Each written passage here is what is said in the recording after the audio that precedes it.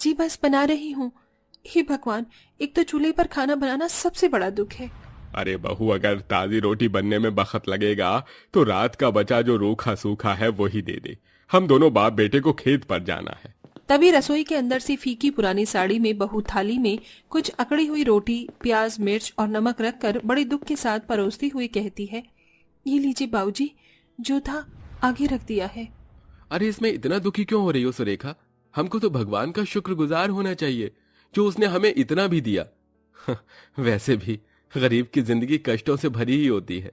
तभी दुखी दिल से बूढ़ी विमला कहती है, गरीबी देखते देखते तो सारी उम्र बीती है, अब तो बाल भी पक गए।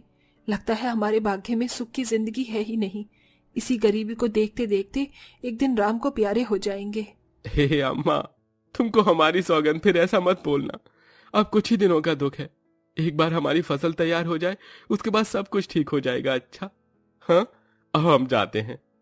दोनों बाप बेटे खेत पर चले जाते हैं। ये कहानी हरिया के गरीब परिवार की है, जिसमें कुल मिला के 6 लोग रहते हैं, जिसमें सास ससुर, बहू, बेटे, ननंद और एक बच्ची है। दोनों खेती बाड़ी से भरण पोषण करते हैं। मानसून का मौसम लगते ही बादलों का झुंड गांव में आने लगता है। नरेश जमीन में से एक आलू निकालता है। देखिए पिताजी, इस बार के आलू तो कितने अच्छे और बड़े हो गए हैं। ये तो अच्छे भाव में बिकेंगे। हाँ बेटा, अब ये फसल पूरी तरह तैयार हो गई है, इसको निकाल लेते हैं। 1-2 दिन बाद से बरसातें लगने वाली हैं। अगर आलू भीग गए तो सारी मेहनत खराब हो जाएगी।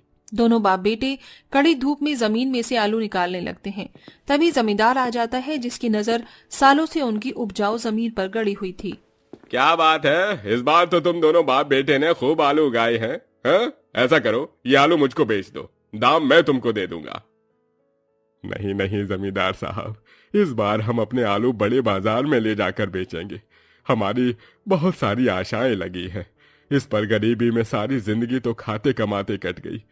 अब इससे जो पैसे मिलेंगे उससे बरसात के मौसम से पहले छत मकान की मरम्मत करवानी है।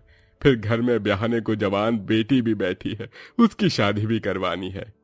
अरे बस कर बस, हाँ ज्यादा दुखड़ा मत रो मेरे आगे। मैं भी देखता हूँ कौन माई का लाल खरीदता है तेरे आलू। मुझको मना करके तूने दुश्मनी मोल ले ली है, और जमींदार लाल चंद दुश्मनी दोस्ती दोनों दिल से निभाता है। जमींदार दोनों को धमका कर चला जाता है और शाम ढलने तक दोनों जमीन का 1/4 हिस्सा ही आलू निकाल पाते हैं और घर आते हैं। नुपुर, ये ले, केवल यही 10 रुपए हैं। कुछ सब्जी ले आ, वरना क्या बनेगा खाने में। माँ, सब्जियां बहुत महंगी हो गई हैं, 10 रुपए में कुछ नहीं आएगा। हे भगवान, अभी तो बरसातें पड़नी शुरू भी नहीं हुई और तरकारी के भाव इतने बढ़ा दिए हैं। ऐसे में गरीब का परिवार क्या खाएगा। तभी दोनों आलू की बोरी लादे आ जाते हैं। माँ, कोई जरूरत नहीं है नुपुर को कहीं भेजने की। सुरेखा, ऐसा करो, आज आलू के पराठे बना लो। जी अच्छा, बनाती हूँ। ये आज हमारे घर में आलू के पराठे बनेंगे, मुझे कब से खाने का मन था। थोड़ी देर में सुरेखा पराठे बनाकर सबको खिलाती है। तभी एकदम से मौसम खराब हो जाता है और तेज के आंधी तूफान का बवंडर उठने के साथ साथ मूसलाधार बारिश भी शुरू हो जाती है, जिसे देखकर दोनों बाप बेटे फसल की चिंता करते हुए कहते हैं, हे भगवान, कितनी जोरों की बरसात है, पानी लगकर आलू खराब ना हो जाए। चल नरेश बेटा। नरेश के बापू, कहाँ जाओगे इस बारिश में? देख नहीं रहे कितनी घटाएं चमक रही हैं, कहीं बिजली गिर गई तो? रात रात की बात है, सवेरे चलकर आलू निकाल लेंगे। लेकिन उतनी तगड़ी बारिश में लालची जमींदार अपने आदमियों के साथ सारे आलू गायब करवा देता है।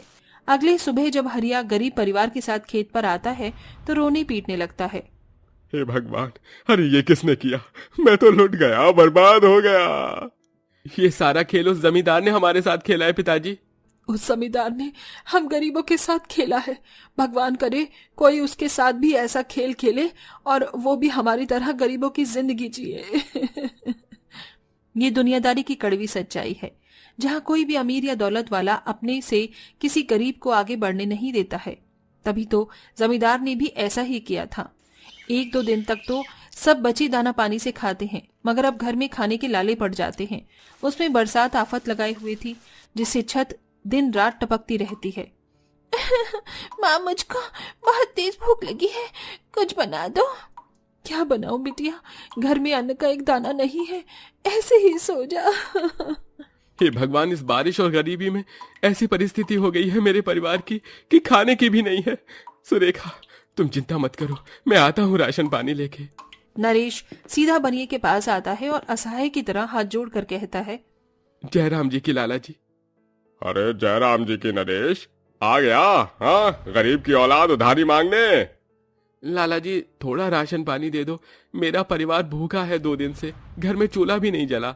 अरे देख भाई, राशन चाहिए तो रोकड़ा तो ले आ, वैसे भी बारिश के मौसम के चलते मेरा भी धंधा पानी मंदा है। कहते हैं ना, एक मर्द हर बार घर परिवार के हाथों मजबूर हो जाता है। नरेश बरसात में खड़ा खड़ा किसी भिखारी के जैसे हाथ फैलाकर विनती करने लगता है, लाला जी हाथ जोड़ता हूँ, पैर पड़ता हूँ, थोड़ा राशन पानी दे दो। अरे सर हट! वहीं जमींदार नरेश को लात मारता है, जिससे नरेश कीचड़ में गिर जाता है। कहा था मुझसे न पंगा ले, अच्छी भली 2 टाइम की रोटी खा रहे थे, अब बारिश में भूखे रह के आ रहा है ना स्वाद, आ रहा है ना। साला ससुर का नाती। जमींदार और उसके आदमी जोर जोर से हंसने लगते हैं। एक गरीब की जिंदगी इसी तरह इम्तिहान लेती है। पेट के खातिर गधा मजदूरी करते हुए भी उन्हें अमीर लोगों की गालियां तक खानी पड़ती हैं। उसमें सबसे ज्यादा दुख बरसात का मौसम उनके लिए बढ़ाता है, तो वहीं संपत्ति वालों के लिए यही बारिश का मौसम सुहानी खुशियां लेकर आता है। बदन पर जख्म खाए वो घर लौटता है, जहां पूरा परिवार बाहर खड़ा था और छत गिरी हुई थी, और डबडबाई आंखों से टूटे मकान को देखते हुए गर्भवती बहू सुरेखा रोकर कहती है, हे भगवान, अरे पहले क्या तूने कम सितम ढाए थे हम पर, जो इस बरसात के मौसम में घर छीन कर भी एक नया कहर तोड़ डाला है। माँ, अब हम कहाँ रहेंगे? हमारा घर तो टूट गया। गुनगुन, बुआ के पास आओ। अब क्या होगा? ना तो हाथ में एक पैसा है, न खाने को, कहाँ जाएंगे अब?